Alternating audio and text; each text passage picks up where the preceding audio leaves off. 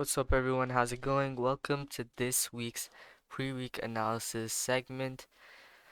This is the second trading week of July and the week of July 1st to not July 1st, July 7th to July 11th. So, let's dive straight into this. And to do so, we initially have to start out with some quick fundamental analysis. So, let's go ahead and see what the news has to offer for this upcoming trading week. So, simply looking at Forex Factory, what I'm seeing is that there's not much news on Monday. On Tuesday, again, nothing too crazy. We do have IVPMI, but simple 5-minute interval may be able to work that out. But no major news on Monday and Tuesday. Wednesday, we do have FOMC meeting minutes, so likely gonna stay risk off on that day.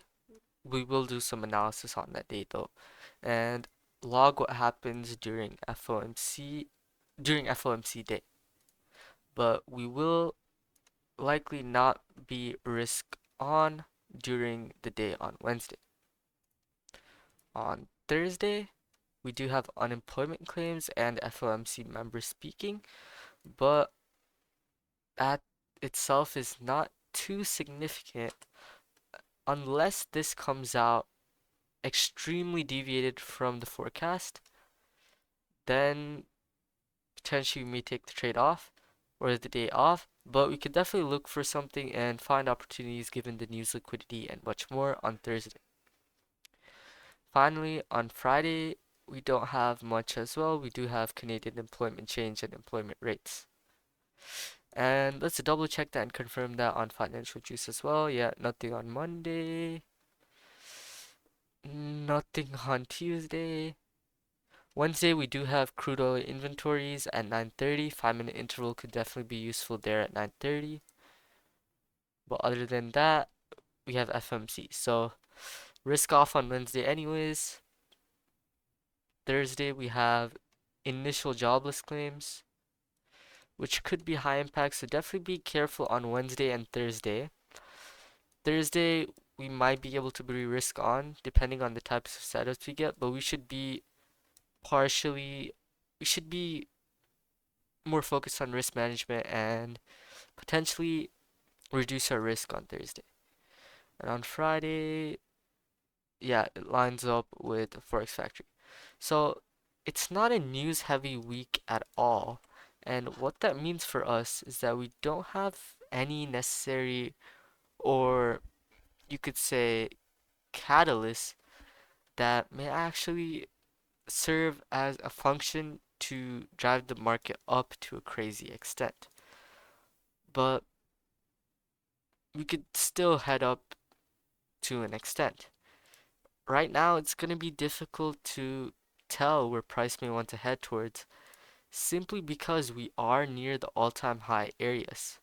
So that's where we have to stick with our strengths and use a volume profile and other tools in order to determine where exactly we might be able to potentially take a trade this upcoming week and the different value areas that we will be looking for and the key levels associated with it on the S&P 500 futures, the Nasdaq futures, and we'll double check it to see if there's any additional edge using the volatility index.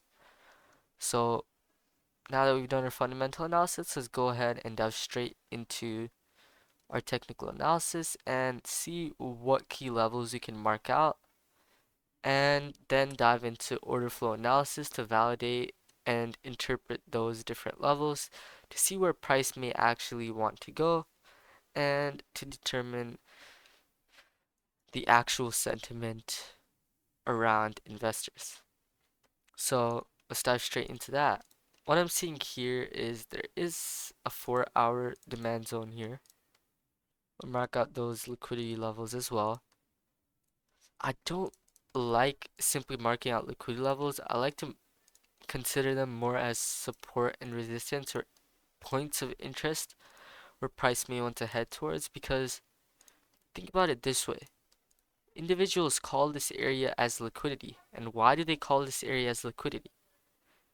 Because they think that lots of stops or passive orders or something of that nature is positioned at that area. But in reality, it's none of that. The reality is lots of volume is being transacted at the area. And typically when there's an area of high volume, those tend to be pivot points. So if it's broken through, maybe a rebalance towards it and a move down. But if it bounces, we can expect a reaction off of it. Volume is a determining factor when it comes to the markets, and it's very, very important.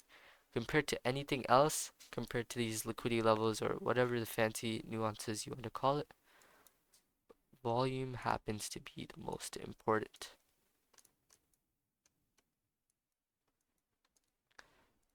So let's go ahead and continue to mark this out. And I don't want to mark out too far into the future or into the past. Not necessarily future or the past, or I don't want to mark out too big of a range for us to work with, simply because I don't want to mark out places that price will very likely not get to, you know what I mean? But we'll just mark out the levels that are within this recent range towards the downside. Because towards the upside, we don't have much to work with at all. 3 hour, not seeing much else there. Let's go on to the 2 hour.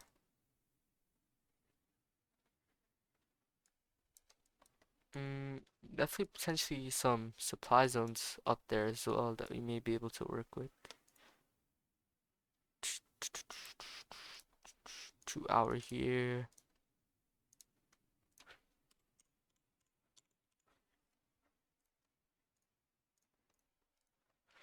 No, no, no, no, no. And we also have a 2 hour there.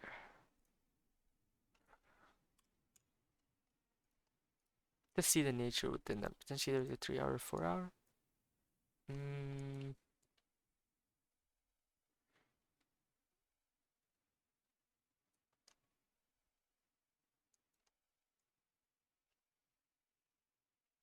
that would be more significant. I'll just keep the 2 hour there. And there's another 2 hour zone here.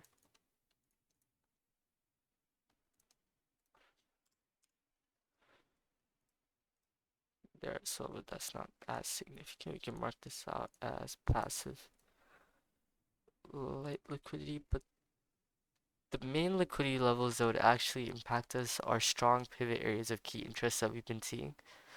Random areas that work alongside the entire continuation, some such like this candle right here. I would not mark that liquidity like, and the reason behind that is it's part of an overall larger move towards the upside, right? And the bounce that happened towards that area, it wasn't significant for us to actually consider that a meaningful area of liquidity.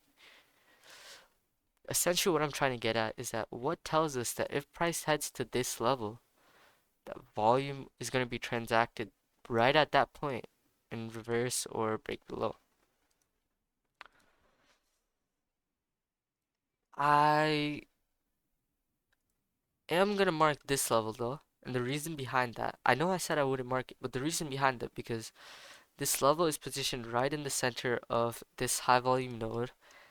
And I know this is a high volume node simply because of the consolidation when we've had those imbalances on the other end. So I'm going to mark that as minor liquidity rather than major liquidity. And we'll work for there.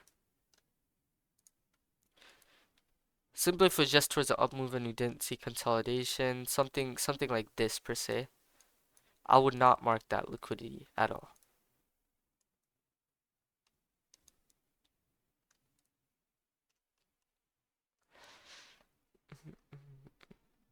Actually,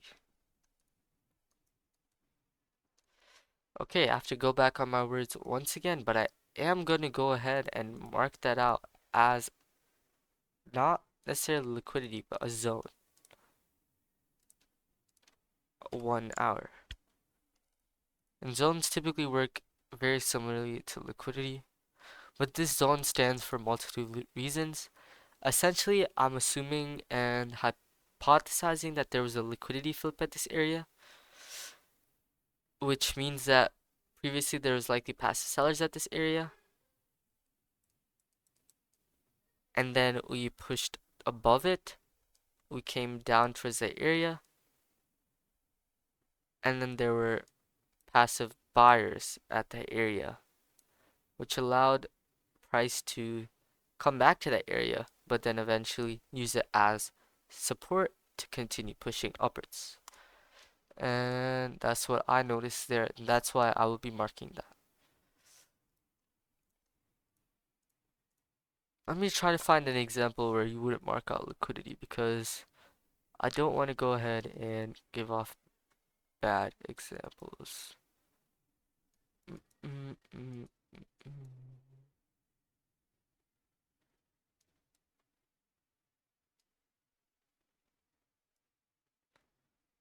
For example, I would not mark this random area as a point of, nah, that one is not bad at all.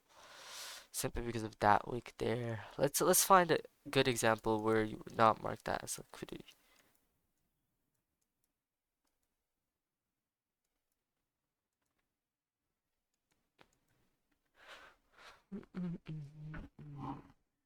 Sorry for that mic touch, but let's see.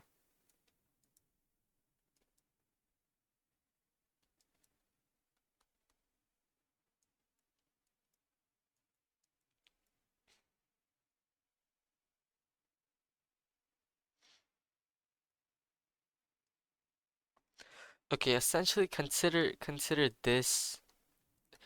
Imagine if this was a black candle like this, right? Realistically, you would not mark that as liquidity. It's part of an overall upwards move, and because of that, I typically would not consider that as liquidity. When liquidity is actually significant is when those high volume pivot points tend to occur. But there we go, essentially. We've just marked out all these levels, kind of overboard. But I do want to see how much we're above the all-time highs now, and we do seem to be above it by a decent bit. I do want to mark out the previous all-time highs.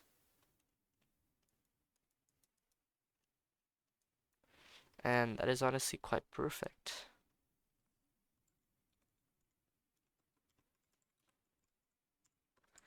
Just marked out the previous all-time highs. We'll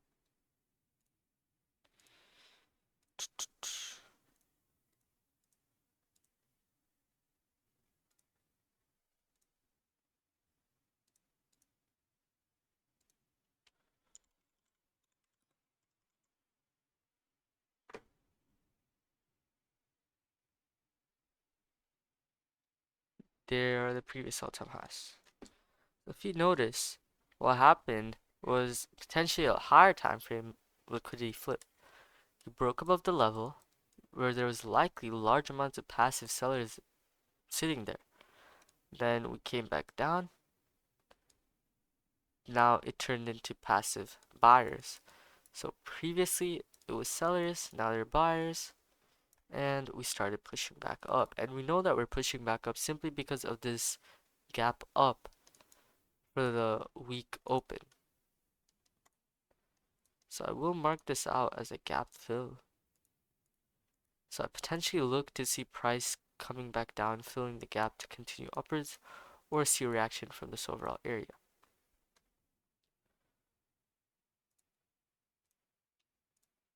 But yeah, those are our levels. Let's go on to 30-minute, or 1 hour actually.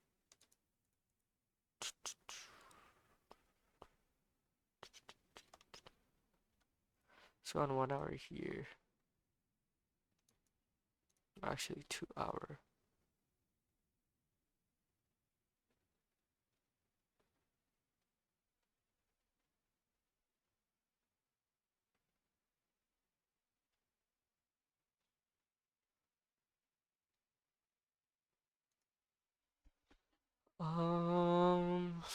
I don't know if I would consider that as such, but definitely liquidity at this area. Because as you can see, although it's part of an overall downwards move,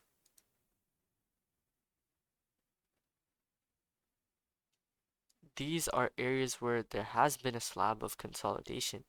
It's not just move down, up candle, move down without a demand zone or supply zone. They have shown areas of consolidation, and typically we can mark these out nonetheless, but we need to validate because we need to validate. We need to validate them anyways. But there are levels, and as you see, we did make decent reaction from this level right here. But I do want to go ahead and mark out a volume profile to see how price has been reacting at these range. So this is honestly perfect. What I'm noticing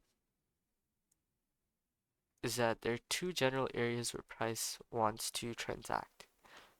One, near the current all-time highs around this area, and also down here near this area.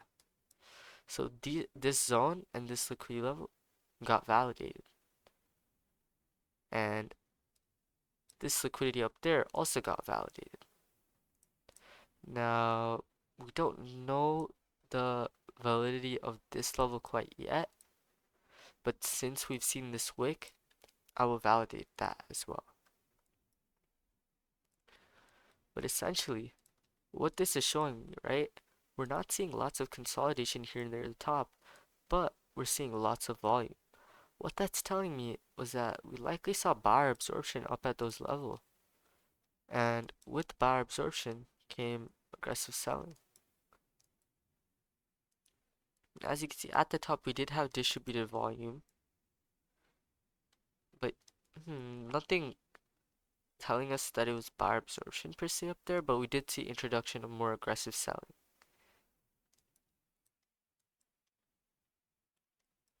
Remember, be fearful when others are greedy and greedy when others are fearful.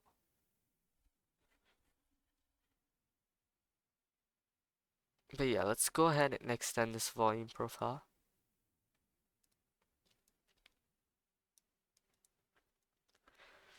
A lot more volume here in that overall mid-May to early June to late June range, which for almost 1.5 months we've been in that consolidating-ish area, and now we have finally broken out towards the upside.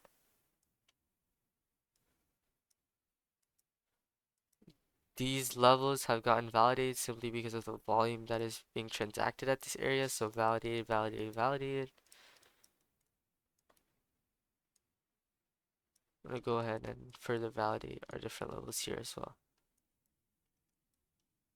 We've already validated that area.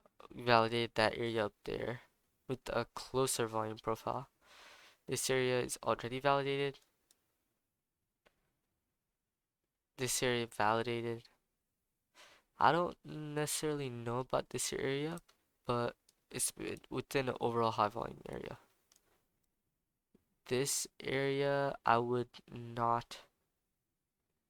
I would validate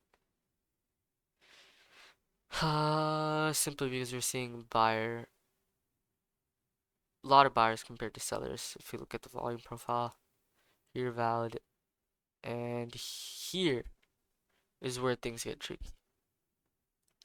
This I would consider imbalance below, but not necessarily liquidity. And this, I'm not keen as whether to keep that or not. Let's just go on the 4-hour and see the volume at that area to further confirm or deny that.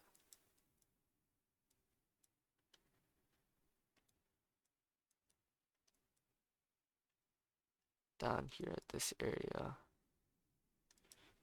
we are seeing lots of volume being transacted near those bottom-ish areas. And this candle up here, so that entire area realistically is going to be validated down here now. Now this, I'm honestly not completely sure if it will get validated or not. That was June 23rd, which we cannot access, but 4 hour we can.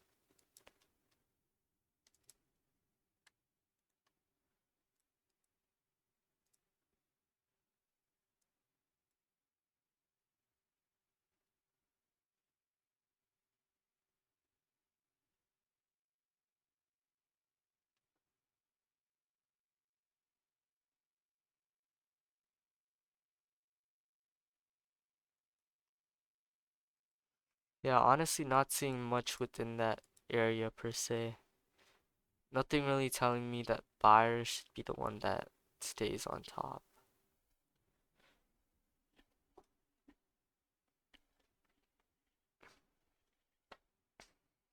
Mm-mm-mm. We don't have access to enough data as well that tells us, and it's highly unlikely we're gonna head all the way there in 1 week as well. So it would not matter if we remove that. But yeah, those are gonna be our key levels. Now, I do want to expand the volume profile to the entire range. And as we see, volume throughout these high areas, and now we have broken out above those areas.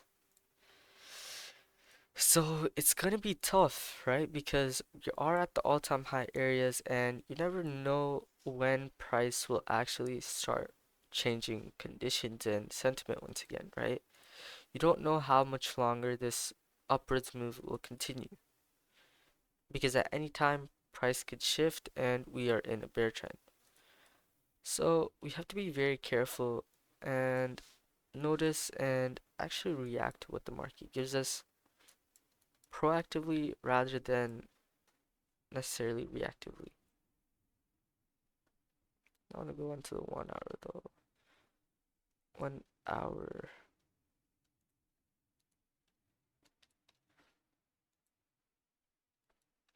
We'll go to NQ pretty quickly after this. And the VIX.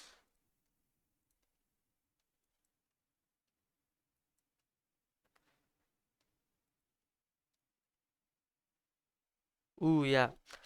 This this 4 hour that we're seeing here is very significant. And there's a multitude of reasons for that. But clearly, at the time of its creation, take a look at what is happening here. Does it not look as if sellers are coming in very, very aggressively? It does. We're seeing like large volume with large selling delta as you can see near the bottom,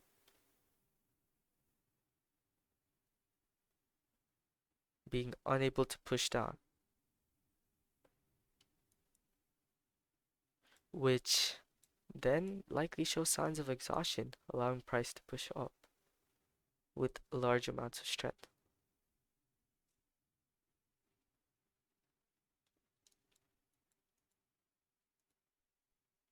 So that is very valid and definitely going to seek reaction from that area.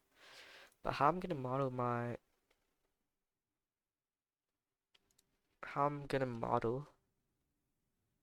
my preferable or predictable outcomes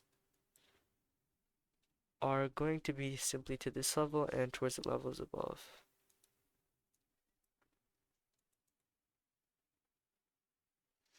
This is level I'm going to validate. I'm going to remove this level simply because of distributed volume. And now those are my three levels. So what I'm looking for is potentially a move down here, then a move up till main liquidity. That's going to be my most preferable outcome. Then we may see move up towards this area and then a move down here, which I don't necessarily prefer, but definitely could happen. But what I would prefer is price to head down into our gap fill or VWAP areas, or even this area.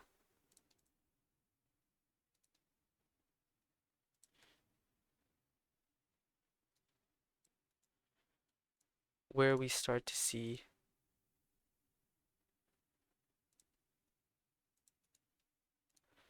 reaction up. So I'm looking for move into a better value area for us to take longs. But we also can see potential shorts. We just have to notice how price absorbs at this area and how price reacts at these different areas. But this is going to be my preferable outcome once again because of the validity and significance of this lower 4-hour and the previous all-time highs. If we see price come back down to those areas, seek absorption once again, you can see the continuation being bullish. But for now, if we just continue heading up simply with that gap up, we can see how we react at these different levels. But I would prefer us going down first to these 4 hours and then coming up, as that would be the most preferable. But now let's go ahead and check it out on NQ.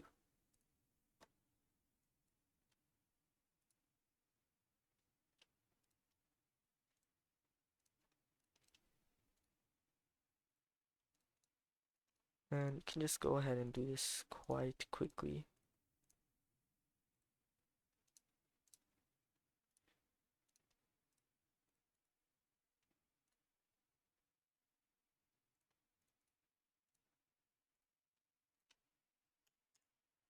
It's a 4-hour right there.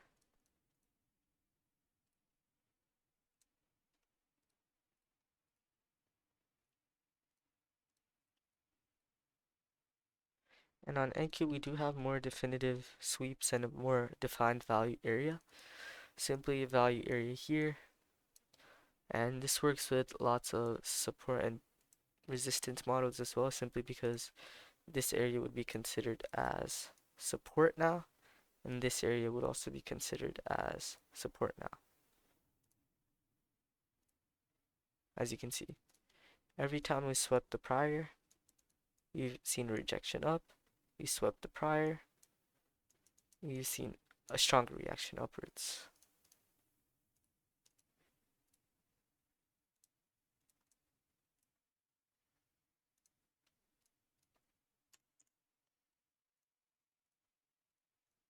It's gonna be a 4-hour right there. And I'm pretty sure all-time highs have been long gone now, on NQ at least, as compared to ES. ES, we recently broke the all-time highs, but NQ, it's been a while since we've broken the all-time highs.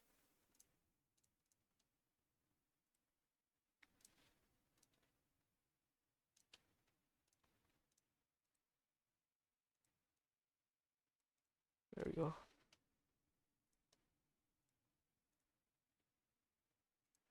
A lot of zones on NQ.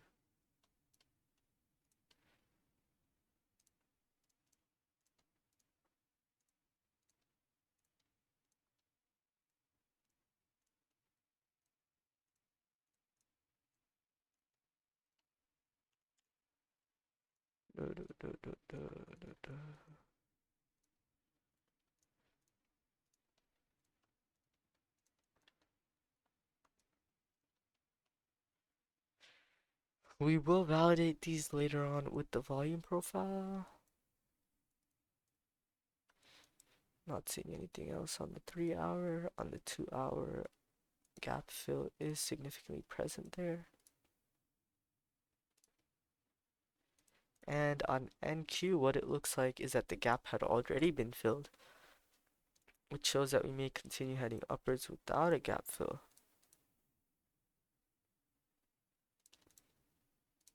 But we did not go down to these gap fill areas yet, so I would prefer retracement, but if it doesn't happen, I am going to be bullish simply because of how price positions itself and with the large amounts of volume that have been transacted near these highs right here. Other than that, not seeing too much else on the 2-hour.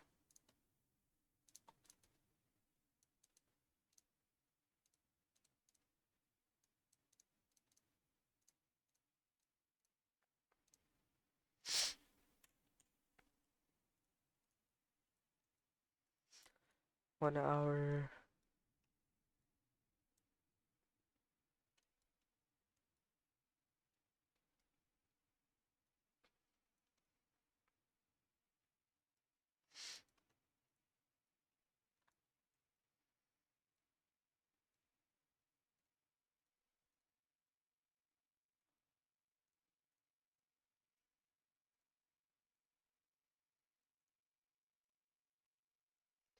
Yeah, those are gonna be our levels.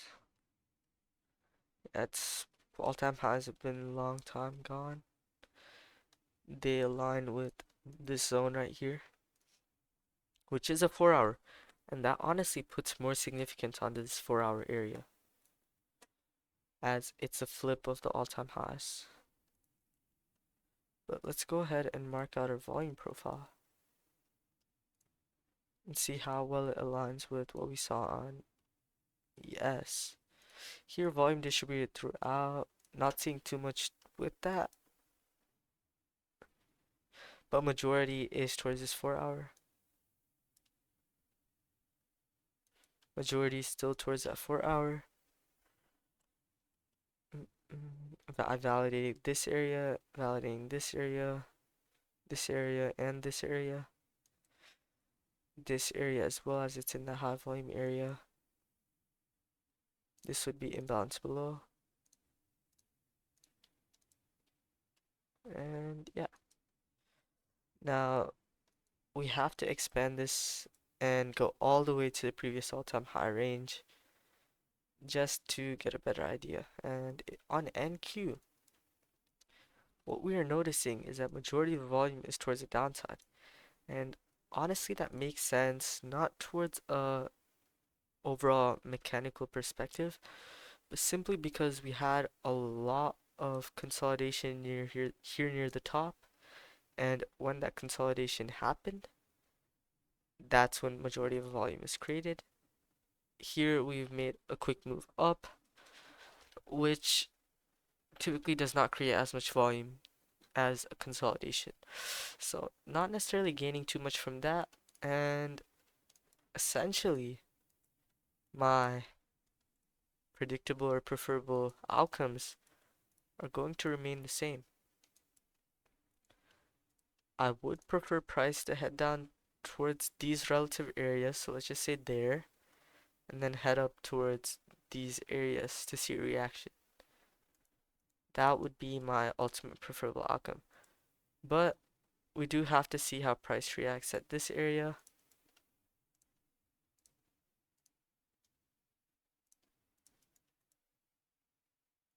This is also one of my main ones. Or we can continue going up and see how we react from there as well.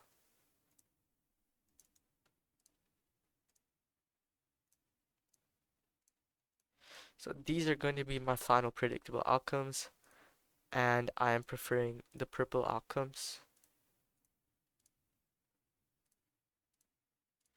Let me just edit this real quick, just so it's simpler to understand. Looking forward to something like that. I'm expecting the purple outcomes to occur, or I would rather prefer that to occur as compared to the opposite side. I'm going to edit it the same way here on ES simply so it's easy to understand and comprehend.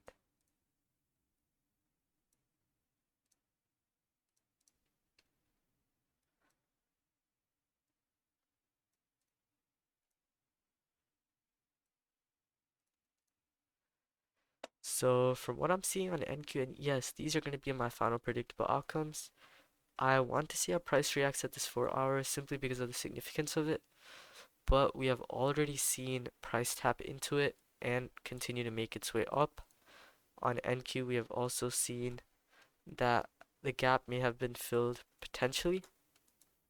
So if we don't see retracement towards the downside and additional strength and confidence that price may want to head down towards that area, then we can simply just ride the long move until these highs or each one of these levels. But we have to be monitoring each one of these levels carefully and work and monitor the news as well to keep up with the sentiment in the market. Now, one final thing, I do want to take a look at the volatility index, see if there's anything we can notice there. And let's just take a look. We've broken these lows, but we haven't broken it very high to a very large extent. We've just been sitting around this area, and Wednesday, June 11th was that previous all-time highs? No, it was not.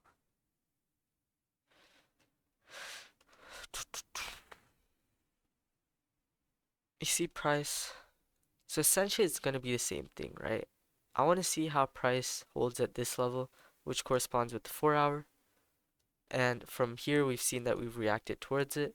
Now I want to see how much we can go higher towards the all-time highs that we've created and seek reaction towards each one of those levels. So essentially, it's leading me on to believe the same thing that we've been seeing on ES and NQ. But as you can see, there's lots of consolidation, lots of support here at this level for price to reject upon. So potentially when price breaks down and heads down to this area or potentially this area, that's when we see our bullish cycle end and we transition into bearish.